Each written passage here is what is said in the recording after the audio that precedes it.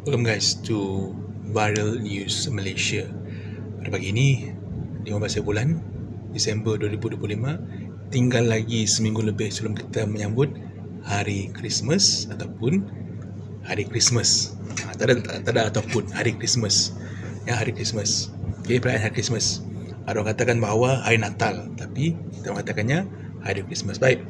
Berita hari ini kita mulakan dengan satu berita yang agak sedih lah, agak menggemparkan yang berlaku di Australia. Ya, ini sumber daripada The New Straits Times Online. Young girl gunman among 16 dead in Bondi Beach shooting. Okay, right. Okay, jadi berita ni okay. Sydney. Okay, gunman killed 15 people in a mass shooting that targeted a Jewish celebration on Australia's famed Bondi Beach. Police said on Monday in an update told that includes a 10-year-old girl. One of the gunmen, a 50-year-old man, was shot and killed by the police, bring total to 16 deaths. 16 kematian termasuk yang penembak tadi, guys. The second shooter, penembak keduanya, berumur 24 tahun, okay, cedera parah dan dibawa ke hospital di bawah penjagaan polis lah, Okay, polis mengatakan bahawa insiden penembakan ini merupakan insiden teroris, terrorist incident, dan they say they had found suspected improvised explosive device in a vehicle near the beach. Maksudnya, selain daripada menembak tu, kemungkinan besar akan berlakunya letupan yang terletak di sebuah kereta. Ada bom. Okay. The shooting took place during an annual Hanukkah event at Bondi Beach, which police said was attended by 1,000 orang. Hanukkah ni maksudnya kalau kita ada Christmas, bagi Jewish dia orang ada Hanukkah, ya. Jadi update ni akan kita update again. Okay, atau anda juga boleh menonton atau melihat berita-berita pada pagi ini online maupun video lah, ya. Okay guys, dalam ni adalah daripada The Star Online, tetap juga cerita tentang tetap juga isu tentang tembakan di Bondi Beach, ya. Tajuknya adalah Bystanders who tackled armed man at Bondi Beach shooting hailed as hero. Bystanders ni adalah orang yang di jalanan. Maksudnya orang ini mungkin dia menyerang penembak itu, apa-apa pun tu boleh berita dia. Sydney, December 14th. A bystander captured on video tackling and disarming an armed man during Sunday's deadly attack at Sydney Bondi Beach had been hailed as a hero whose action saved lives, ya. Jadi ada video lah, ya. Footage circulating on social media shown a man named by local media as 43-year-old fruit shop owner Ahmad Al-Ahmed in a parking car park wearing a white t-shirt, charging at a man in a dark shirt who is holding a rifle. Okay, he then tackled the armed man from behind, wrenching the fire from him with his hand before pointing the gun back at the man. Bayangkan, Ahmed tadi dia dari belakang menyerang penembak itu, kemudian dia ambil senapang tu acukan balik kepada penembak tadi. Bayangkan. The video then shows the man in a dark black shirt backing away towards a bridge where another shooter is positioned, while the bystanders placed the gun down on the ground, ya. Jadi tindakan yang heroik, ya. There are many people alive tonight as a result of the bravery of the man himself. Okay, bayangkan.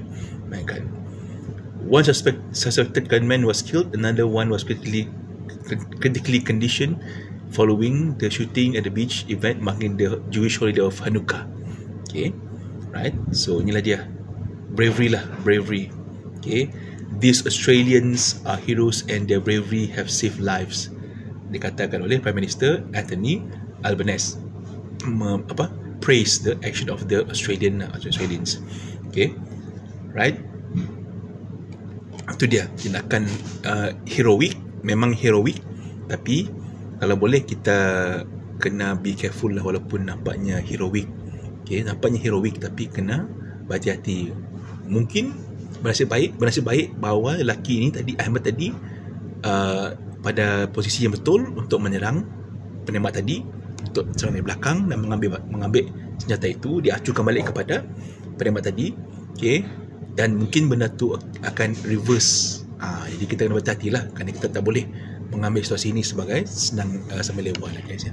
Ini pula berita daripada The Borneo Post Online ya. Ini berita di Sarawak lah, berita di Sarawak. Okay, tajuknya adalah Flood Preparedness is placing following heavy rains warning.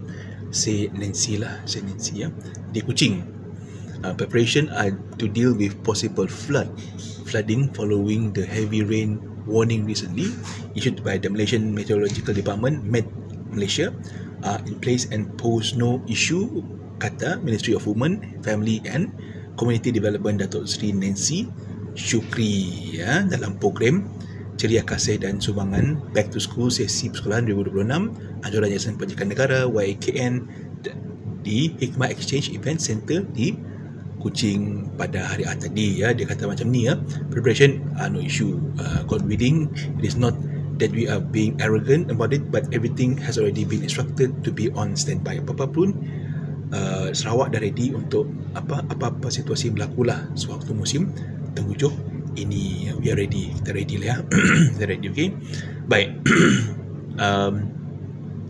Dalam berita ini juga mengatakan bahawa at 4:30 PM Sunday, a total of 8 temporary evacuation center PPS remain active across 5 states involving 93 families or 289 victims, katanya lah ya. Dalam sukan bola sepak, JDT beat Sabah 5-0 for 4th consecutive FA Cup title. Menteri Besar Johor declare special public holiday, iaitu hari ini public holiday di Johor. Okay, tanyalah JDT telah memenangi FA Cup. Saya dah berapa kali dia menang dia? Saya dah 4 kali saya menang ni. Dan pertemuan dulunya Johor dan Sabah ni untuk FA Cup adalah pada tahun 1998, bayangkan dekat 20 lebih tahun bertemu semula, tapi Sabah tetap Sabah.